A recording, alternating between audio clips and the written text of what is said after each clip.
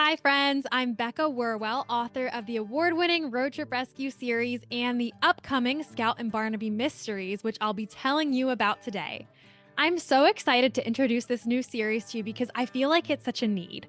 When I've gone to homeschool conventions, I've had a lot of people who have picked up the Road Trip Rescue books, parents, and said, wow, these stories look awesome. We love the Christian values, but my reader is just not quite there yet. So that is my goal with this series. The Scout and Barnaby Mysteries are funny, heartwarming Christian chapter books for kids ages 6 to 10. So, right on the front end of Road Trip Rescue series, which is like 8 to 12-year-olds, though I will say that some 12-year-olds have already read and enjoyed these stories as well. They are lightly illustrated mysteries, and they star a girl named Scout and her unusually perceptive dog named Barnaby, and they team up to solve mysteries together at a Christian wilderness camp using her love of big words and his super sniffer. And I just have to say, it's been such a joy to be writing this series that is set at a Christian wilderness camp because I used to go to camp every year as a kid. And then I also worked as a counselor at this Christian camp for a couple of years. And actually, I'm wearing my tree cookie necklace. So it's like a little slice of wood. And I had burned my name on there with a tool as a counselor so that everyone knew who I was. And I'm really excited to be able to be remembering my time at Wilderness Camp through this series. So, really, a lot of fun for kids who love dogs, for kids who love the outdoors and the wilderness and camp and laughter. I mentioned the books are lightly illustrated, so they will include illustrations by Brad Smith. He is a passionate and imaginative children's book illustrator known for bringing books to life with his vibrant and whimsical art. And I'm so excited to share these covers with you. He's been working on the art for the covers. Here's a image of Scout and Barnaby as they'll appear on the covers. Of course, they'll be in the midst of different action scenes on the covers. I wrote these books as a bridge between chapter books and longer middle grade works because, again, I saw that need for kids who want to read books that don't feel like little kid books, but they also aren't quite ready for a really long novel. These books combine fun whodunit mystery elements with faith and humor. They make really good family read alouds. And soon, the first three books in this series are going to be available to order through a Kickstarter campaign. So if you go on Kickstarter and search Scout and Barnaby, you'll be able to follow along with the campaign to see as soon as it launches. And all three books are going to launch at once. There will hopefully be more than three books in the series, but three are coming out at once. The first book is called The Case of the Four-Legged Friend, and it's about a camp kid who loves big words, Scout, and how she finds this large dog of unknown origin. And then together they work together to find the dog's home before he is sent away to the animal shelter.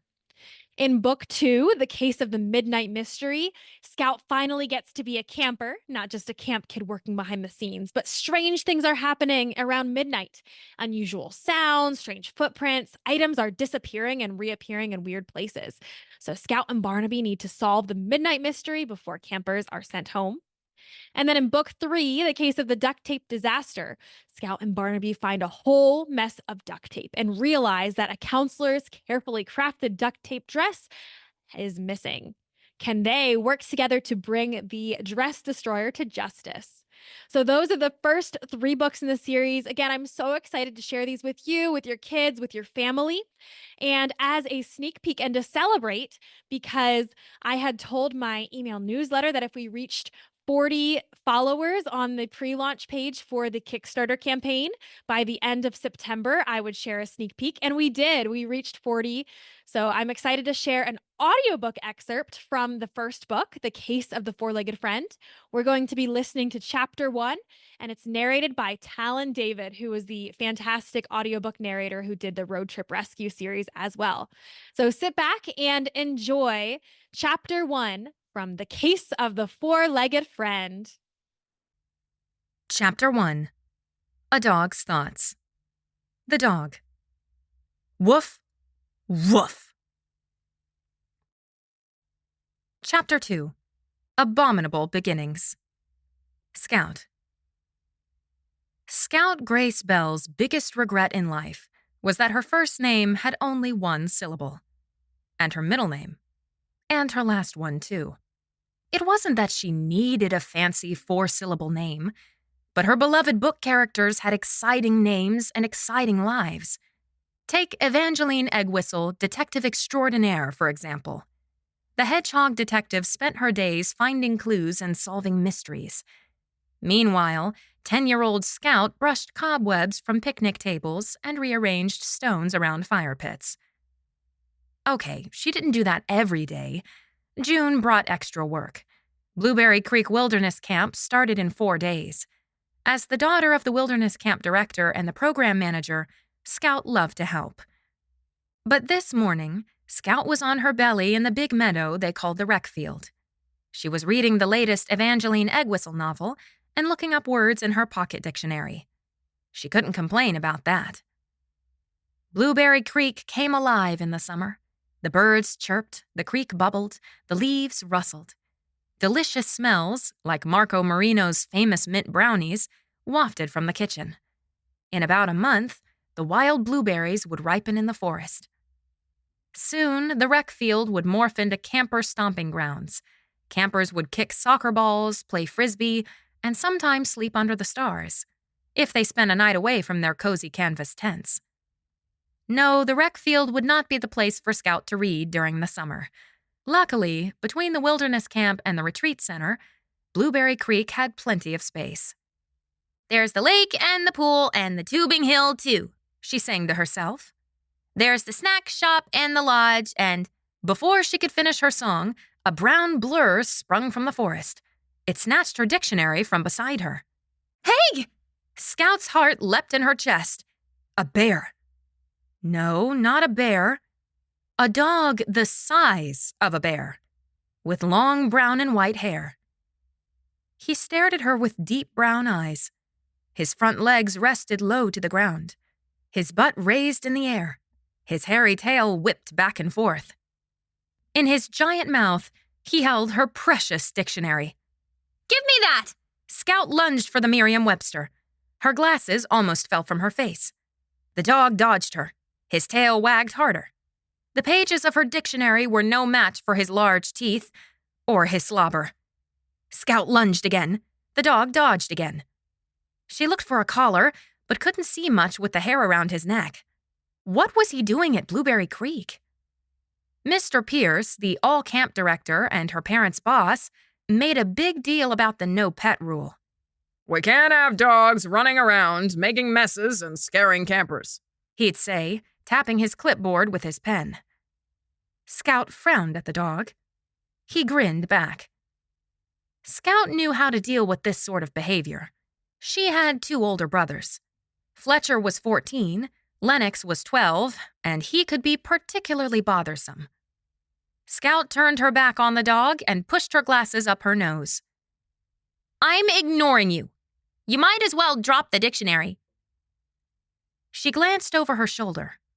He hadn't moved. She looked toward the trail that led down to the pavilion.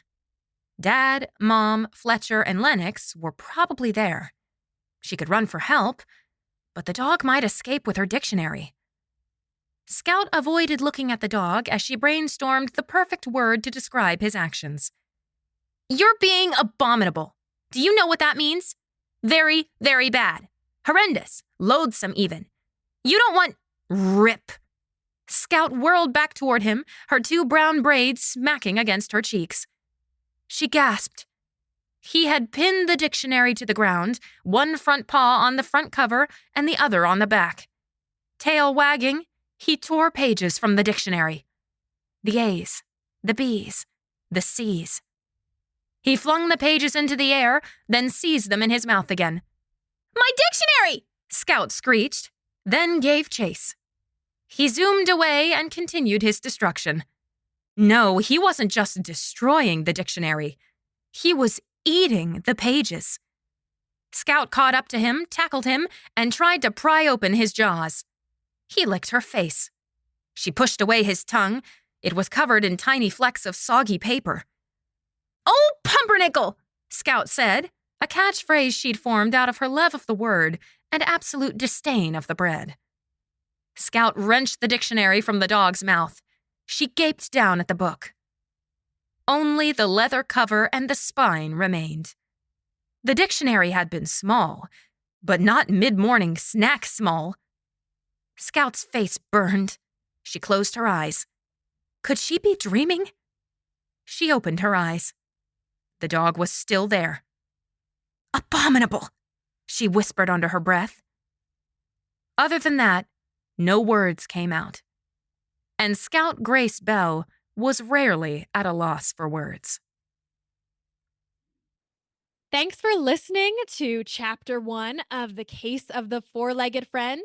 After this chapter, of course, we see how Scout and Barnaby's relationship continues to develop. Of course, he's not even named Barnaby at this point in time, so you see how he gets his name. And then they're going to launch into an investigation. Scout is going to try to find Barnaby's home and figure out where he came from. So that is the adventure that awaits in book 1. And of course, then there are plenty of other adventures to come in books 2 and 3 as well. So where can you find the books? Well, I don't yet have an official launch date for you or know exactly when the books will be available to order on Amazon and other places. However, I do know where you'll be able to get the books first. So if you're excited about this, go ahead and go over to Kickstarter.com and search for Scout and Barnaby and click to follow along with that page. That way you'll be notified as soon as the campaign launches. You'll be able to get on any early bird discounts or limited reward levels. I'm hoping that the Kickstarter campaign will launch in October. So it's coming soon, but stay tuned there for updates. And if you're listening to this after October and the Kickstarter campaign has passed, you can go over to my website, beccawerwell.com, go over to my books page, and all of the most recent information about Scout and Barnaby Mysteries and my other series will be on that page. And of course, if you follow along with my email newsletter, that's the best way to stay in touch. Thanks for listening, friends. I hope that you're looking forward to the new Scout and Barnaby Mysteries as much as I am, and keep reading.